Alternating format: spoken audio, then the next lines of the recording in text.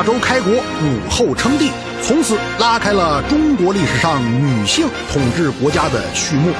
这一时期，社会发展，国泰民安，一群女中豪杰开始粉墨登场。这些女中豪杰不仅文采多著，能力非凡，而且气韵不俗，优雅宜人。生活中，她们和武后一样潇洒豪放，不拘小节，享受着那个时代给予她们的特殊礼遇。其中，武则天的亲信上官婉儿当属他们中间的佼佼者。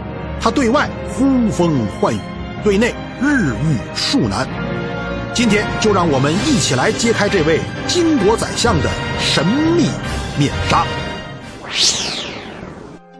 上官婉儿是陕州陕人，她的祖籍是陇西上归，原本家道殷实，但只因祖父上官仪获罪被杀，幼年的她只能随母郑氏配入内廷为奴婢。上官婉儿14岁时因聪慧善文，为一代女皇武则天所赏识，被武皇调入大明宫掌管宫中至诰多年，素有巾帼宰相之名。万岁通天2年，公元697年，张昌宗经太平公主介绍入宫侍奉武则天。即使是做羞羞的事儿，亦毫不避忌在旁侍坐的上官婉儿。久而久之，上官婉儿开始心如鹿碰。根据《控鹤歼密记》的记载，有一日上官婉儿竟放开胆子与张昌宗私相调腻，恰好被武则天看见。武则天怎能容忍自己的小鲜肉被他人酣睡？她盛怒之下拔取唐刀插入上官婉儿的前髻，伤及左额，还怒骂道：“老娘的小鲜肉你也敢碰？你这小婊砸是不是活腻了？”幸亏张昌宗百般求情，才让武则天赦免了上官婉儿。从此之后，上官婉儿的额头便有了一道伤疤。为了遮丑，她在自己的伤疤处刺了一朵红色的梅花以掩饰。没想到因祸得福，此举却让自己显得愈加娇媚。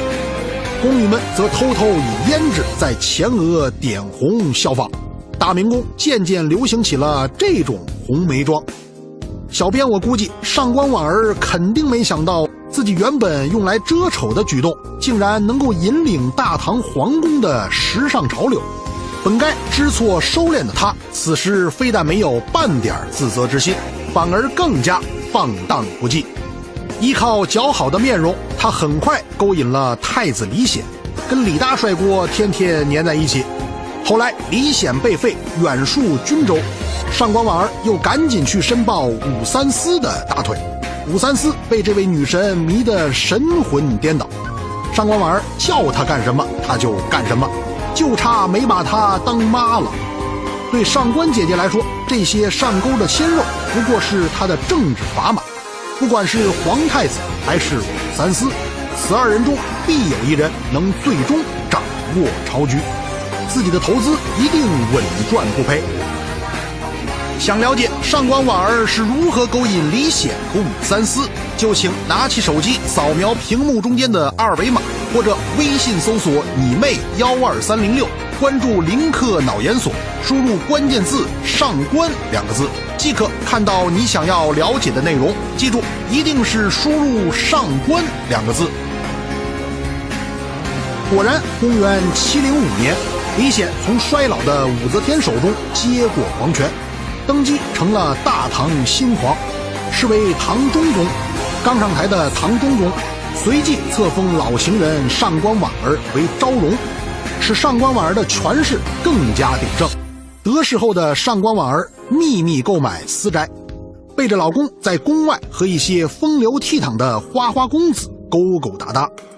根据《新唐书列传》第24的记载，上官婉儿经常以在外游赏的名义和兵部侍郎崔实在外边巫山云雨。别看上官婉儿是个女流之辈，可是其胃口却极其吓人，堪比母夜叉。她不久就厌倦了崔鲜肉，为了把住上官姐姐的心，崔实只好寻求外援帮助。于是他的弟兄崔立、崔烨、崔迪在这时闪亮登场。话说这三兄弟生得眉清目秀，面如冠玉。崔实把他们一个个的引进宫来，和上官婉儿见面。上官婉儿见了这些美貌少年，早已心花怒放，垂涎欲滴。他一时间对崔家四兄弟怎么爱都爱不过来。从此上官婉儿行走坐卧，无时无刻都有崔家弟兄四人陪伴在一旁。景隆4年，公元710年，唐中宗驾崩，上官婉儿与太平公主起草遗诏，立李重茂为皇太子。然而临淄王李隆基却在这年7月发动唐隆政变，他率领禁军官兵攻入大明宫，将反对自己的政敌悉数杀害，并拥立其父李旦为皇帝。上官婉儿被李隆基视为政敌，很快被唐军拉去斩首。估计在屠刀挥下的那一瞬间，上官婉儿心中一定百般懊悔，结我也算是越难无数，偏偏就没看中李隆基这块小鲜肉，早知道这货才是未来的真命天子，结我当初何必那么操劳奔波，死抱李隆基的大腿，岂不更省心吗？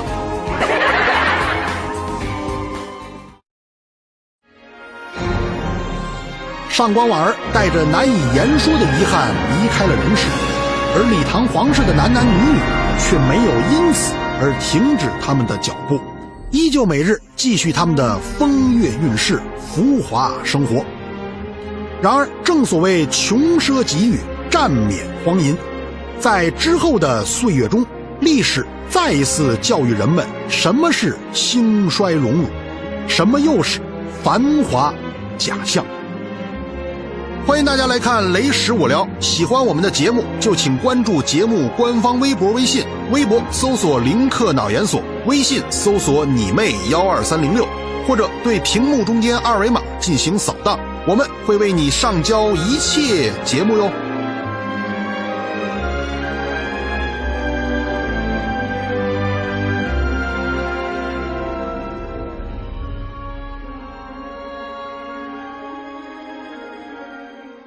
小鲜肉你也敢碰？你这小婊砸是不是活腻了？幸亏张昌宗百般求情，才让武则天赦免了上官婉儿。从此之后，上官婉儿的额头便有了一道伤疤。为了遮丑，他在自己的伤疤处刺了一朵红色的梅花以掩饰。没想到因祸得福，此举却让自己显得愈加娇媚。宫女们则偷偷以胭脂在前额点红效仿，大明宫渐渐流行起了这种红梅妆。小编我估计上官婉儿肯定没想到，自己原本用来遮丑的举动，竟然能够引领大唐皇宫的时尚潮流。本该知错收敛的她，此时非但没有半点自责之心，反而更加放荡不羁。依靠姣好的面容，他很快勾引了太子李显，跟李大帅锅天天黏在一起。后来李显被废，远戍军州，上官婉儿又赶紧去申报武三思的大腿。武三思被这位女神迷得神魂颠倒，上官婉儿叫他干什么他就干什么，就差14的记载。上官婉儿经常以在外游赏的名义，和兵部侍郎崔实在外边巫山云雨。别看上官婉儿是个女流之辈，可是其胃口却极其吓人，堪比母夜叉。她不久就厌倦了崔鲜肉，为了把住上官姐姐的心，崔实只好寻求外援帮助。于是他的弟兄崔立、崔烨、崔迪在这时闪亮登场。话说这三兄弟生得眉清目秀，面如冠玉。崔实把他们一个个的引进宫来，和上官婉儿见面。上官婉儿见了这些美貌少年，早已心花怒放，垂涎欲滴。他一时间对崔家四兄弟怎么爱都爱不过来。从此上官婉儿行走坐卧，无时无刻都有崔家弟兄四人陪伴在一旁。景隆4年，公元710年，唐中宗驾崩，上官婉儿与太平公主起草遗诏，立李重茂为皇太子。然而临淄王李隆基却在这年7月发动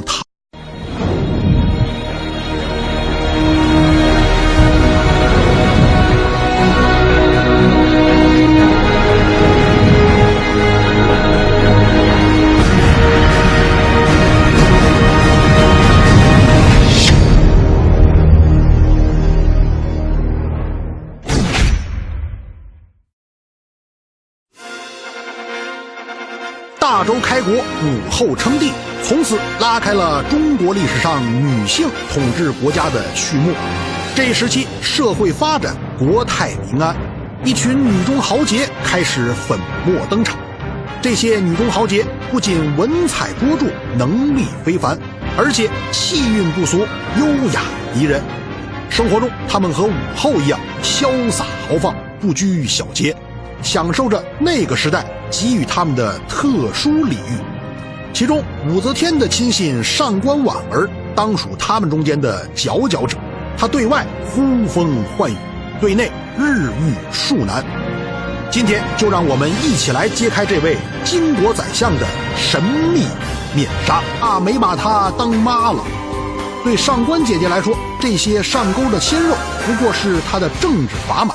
不管是皇太子还是武三思，此二人中必有一人能最终掌握朝局，自己的投资一定稳赚不赔。想了解上官婉儿是如何勾引李显和武三思，就请拿起手机扫描屏幕中间的二维码，或者微信搜索你妹12306，关注林克脑研所，输入关键字上官2个字，即可看到你想要了解的内容。记住，一定是输入上官2个字。果然，公元705年，李显从衰老的武则天手中接过皇权，登基成了大唐新皇，是为唐中宗。刚上台的唐中宗随即册封老行人上官婉儿为昭容，使上官婉儿的权势更加鼎盛。得势后的上官婉儿秘密购买私宅，背着老公在宫外和一些风流倜傥的花花公子勾勾搭搭。根据《新唐书列传》第20，上官婉儿是陕州陕人，她的祖籍是陇西上归，原本家道殷实，但只因祖父上官仪获罪被杀，幼年的她只能随母郑氏配入内廷为奴婢。上官婉儿14岁时因聪慧善文，为一代女皇武则天所赏识，被武皇调入大明宫，掌管宫中至诰多年，素有巾帼宰相之名。万岁通天2年，公元697年，张长宗经太平公主介绍入宫侍奉武则天，即使是做羞羞的事儿，亦毫不避忌在旁侍坐的上官婉儿。久而久之，上官婉儿开始心如鹿碰。根据《控鹤歼密记》的记载，有一日，上官婉儿竟放开胆子与张长宗私相调腻，恰好被武则天看见。武则天怎能容忍自己的小鲜肉被他人酣睡？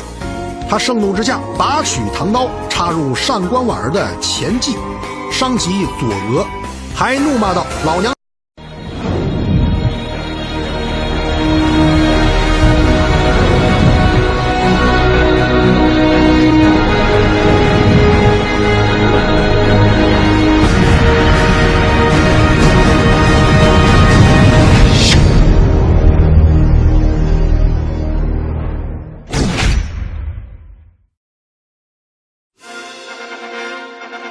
大周开国，武后称帝，从此拉开了中国历史上女性统治国家的序幕。这一时期，社会发展，国泰民安，一群女中豪杰开始粉墨登场。这些女中豪杰不仅文采多著，能力非凡，而且气韵不俗，优雅宜人。生活中，她们和武后一样潇洒豪放，不拘小节，享受着那个时代给予他们的特殊礼遇。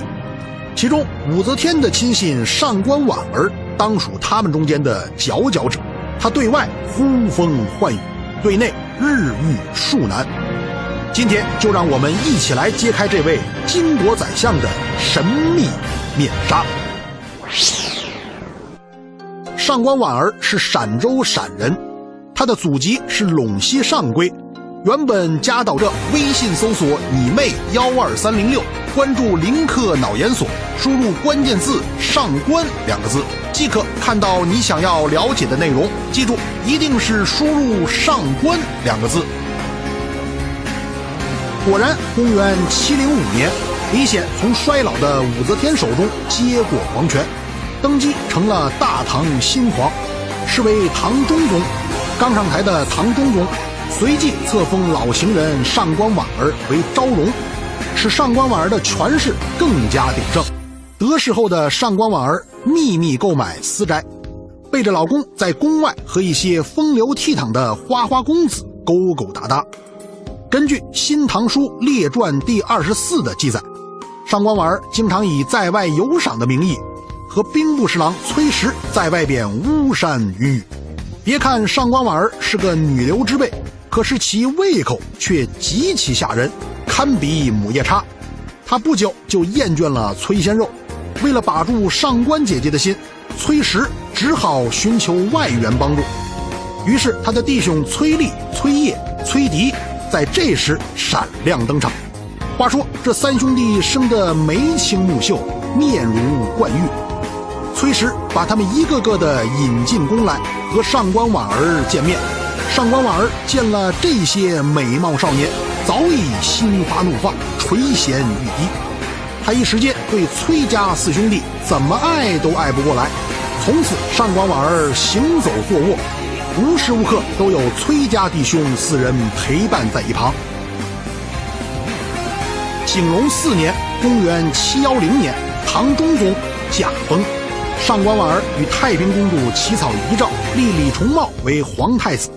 然而临淄王李隆基却在这年7月发动唐隆政变，他率领禁军官兵攻入大明宫，将反对自己的政敌悉数杀害，并拥立其父李旦为皇帝。上官婉儿被李隆基视为政敌，很快被唐军拉去斩首。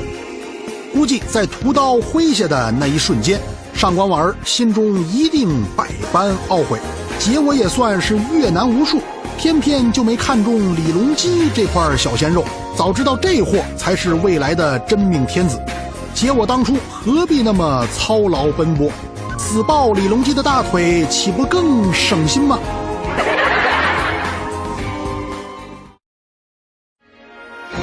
一朵红色的梅花以掩饰，没想到因祸得福，此举却让自己显得愈加娇媚。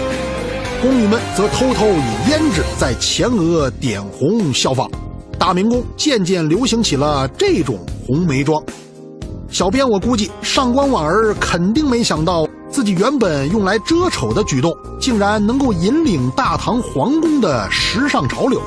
本该知错收敛的他，此时非但没有半点自责之心，反而更加放荡不羁。依靠姣好的面容，他很快勾引了太子李显，跟李大帅锅天天黏在一起。后来李显被废，远戍军州，上官婉儿又赶紧去申报武三思的大腿。武三思被这位女神迷得神魂颠倒，上官婉儿叫他干什么他就干什么，就差没把她当妈了。对上官姐姐来说，这些上钩的鲜肉不过是她的政治砝码。不管是皇太子还是武三思，此二人中必有一人能最终掌握朝局，自己的投资一定稳赚不赔。想了解上官婉儿是如何勾引李显和武三思，就请拿起手机扫描屏幕中间的二维码或殷实，但只因祖父上官仪获罪被杀，幼年的他只能随母正式配入内廷为奴婢。上官婉儿14岁时因聪慧善文，为一代女皇武则天所赏识，被武皇调入大明宫，掌管宫中至诰多年，素有巾帼宰相之名。万岁通天2年，公元697年，张长宗经太平公主介绍入宫侍奉武则天。即使是做羞羞的事儿，亦毫不避忌在旁侍坐的上官婉儿。